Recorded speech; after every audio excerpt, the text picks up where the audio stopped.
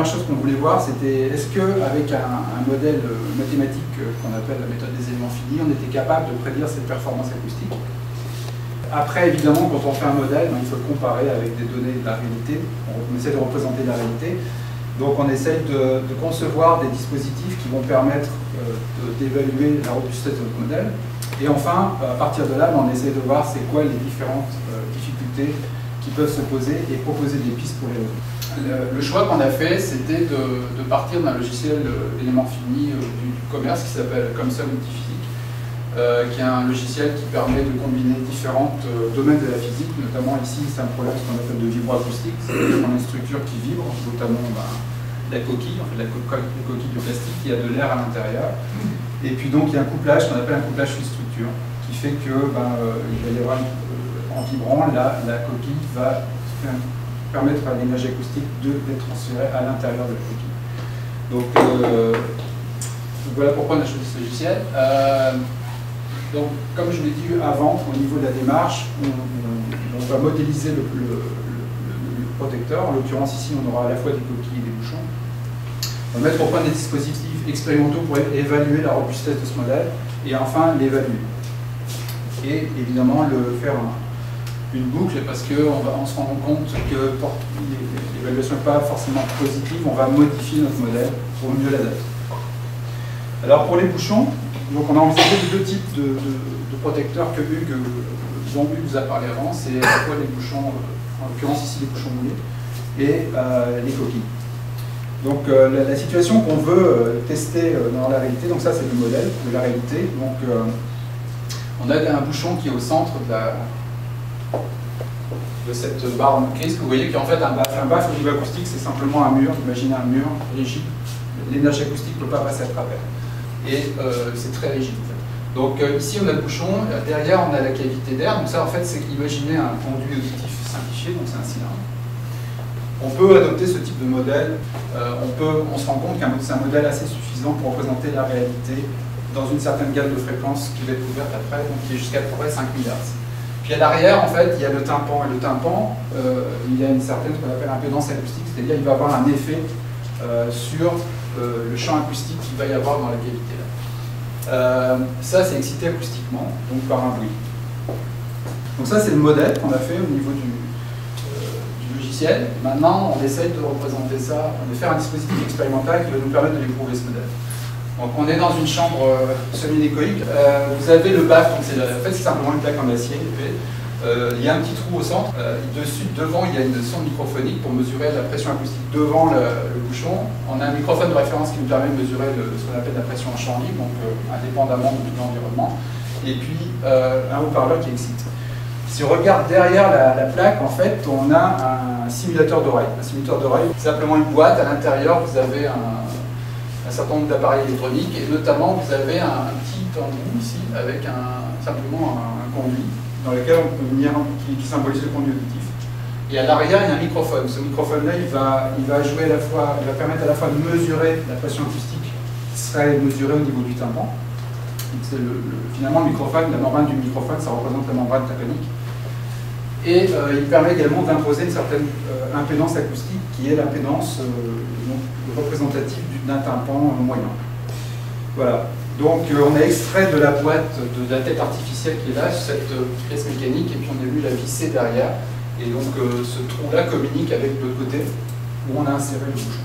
Donc si vous regardez, le bouchon il est ici, la partie orange. Donc on avait un petit bushing dans lequel on est venu couler le bouchon. Et donc on vient mesurer la pression à l'avant et à l'arrière quand on excite de façon active.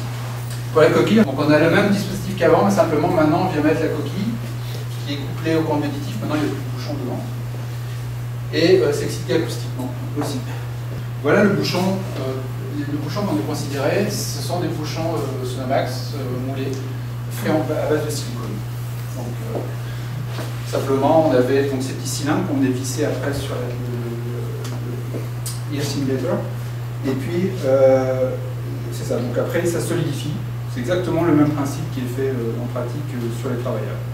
Alors, au niveau maintenant modélisation, on a deux domaines. Un domaine acoustique qu'on appelle une qualité d'air, qui est la partie jaune, Et puis vous avez le bouchon qui est la partie rose ou rouge, qui est le bouchon moulé en silicone. Alors c'est un bouchon moulé en silicone, c'est un matériau qu'on appelle viscoélastique. Donc il y a des propriétés mécaniques qui dépendent de la fréquence, donc l'élasticité notamment et l'amortissement. Voilà un modèle élément fini. Donc un modèle élément fini, je ne sais pas si vous êtes familier avec la méthode des éléments finis, mais en gros, la méthode des éléments finis, ça consiste à discrétiser un domaine complexe en petits éléments. Et sur ces éléments-là, les champs, que ce soit les déplacements, que ce soit la pression, va varier de façon beaucoup plus simple, généralement de façon polynomiale, donc linéaire ou quadratique. Et à partir des valeurs au nœud donc, de chaque élément, on est capable de reconstruire la solution partout en chaque point. Un des problèmes majeurs qu'on a, c'est quoi les propriétés que je rentre dans mon modèle.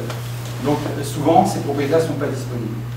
En l'occurrence, ici, elles étaient incomplètes. On avait des données, mais elles étaient incomplètes pour l'usage qu'on voulait en faire. Donc on a fait une espèce d'approche itérative, où on comparait une mesure et calcul, et on updatait les paramètres du modèle pour obtenir recaler le modèle, ce qu'on appelle recaler le modèle. Pour les coquilles, vous avez, c'est celle-là, c'est IR1000. Elles sont constituées de 3 parties. Il y a une partie qui est l'enveloppe plastique. Vous avez ensuite la mousse acoustique, qui est une mousse qui permet d'amortir un peu le bruit à l'intérieur. Et puis vous avez le coussin. Ce coussin-là, il a un rôle fondamental au niveau acoustique. Donc pour la modélisation, eh bien, on a utilisé, c'est le même principe que pour le bouchon, mais là vous avez plus de domaines. Vous avez des domaines d'enveloppe plastique, vous avez la qualité d'air qui est au-dessus de la mousse, le coussin, puis vous avez la qualité d'air qui est dans l'anneau du coussin et couplée au conduit auditif. Au niveau des propriétés, c'est des domaines, pour tout ce qui est la propriété de l'enveloppe, on a utilisé des données de la littérature. Pour la mousse absorbante, on a caractérisé au niveau soit de propriété acoustique au niveau, au GAUSS, donc au bureau d'acoustique de l'Université de Sherbrooke. Et puis pour le coussin, qu'on a supposé, alors comme c'était difficile à modéliser, on a fait un modèle simple, qui est un modèle de solide équivalent. Donc on suppose que ça c'est un matériau solide, viscoélastique. En fait, on ne considère pas qu'il y a plusieurs couches à l'intérieur, on considère que c'est un modèle, c'est un solide homogène équivalent.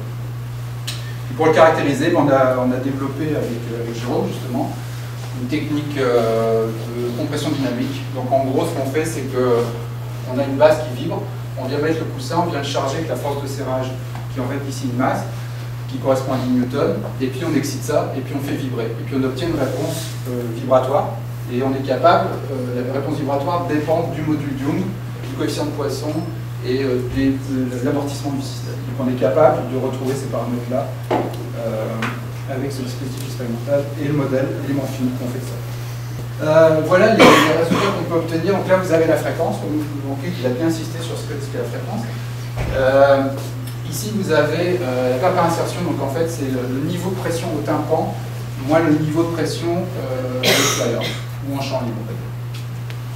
Donc vous voyez que le comportement, donc plus cette valeur-là est grande, donc en valeur absolue, plus ça atténue. Donc les valeurs qui sont en haut, ça veut dire que ça atténue pas beaucoup.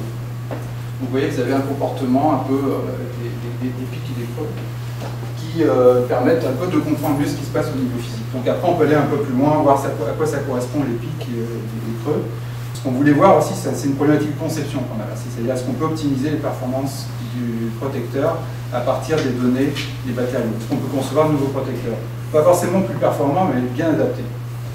Mais on voulait aussi utiliser la modélisation pour aider à l'expérimental, à savoir où est-ce qu'il faut placer les microphones, c'est quoi l'influence du champ acoustique, incident, etc. Alors il y a un truc qu'on voit là-dessus, là, c'est qu'il y a des différences qui sont observées dans le cas de la mesure. Donc c'est la courbe verte, la courbe noire. Donc ça c'est quand on fait la mesure. Quand on fait le calcul, on voit qu'il n'y a pas de différence. Ça c'est l'autre bouchon qui est plus petit. Et là on a moins de pics. Vous voyez, mais on observe toujours ces différences. Quand on excite, le bouchon a un nombre d'incidences différents. C'est-à-dire on met le haut-parleur en face ou on met le pied. Donc c'est un peu ce que disait tout à l'heure. Dans la réalité, on est souvent soumis à des excitations acoustiques qui viennent un peu partout.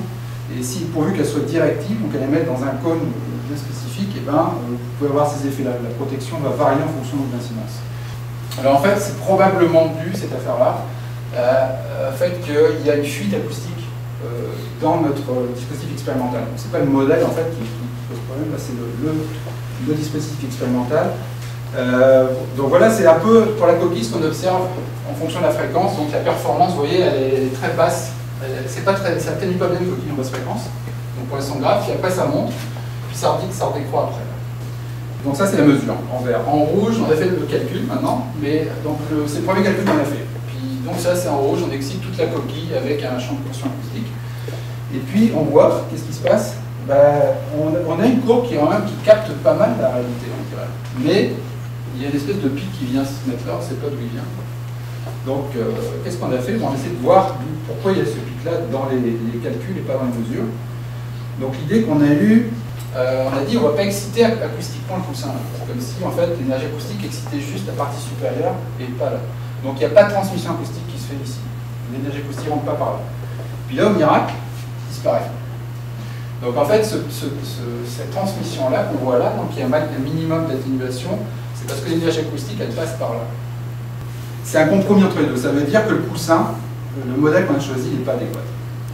Il y a quelque chose qui n'est pas correct dans ce qu'on fait et qu'il faut retravailler. Il y a beaucoup d'auteurs en fait, qui font des modèles de coquilles, mais qui considèrent juste ça comme une suspension mécanique, en fait, le coussin. C'est-à-dire que c'est juste un ressort. C'est pas vrai, on voit bien parce qu'il y a une énergie acoustique qui passe là. Même si la surface est petite, ça contribue quand même à l'équation acoustique.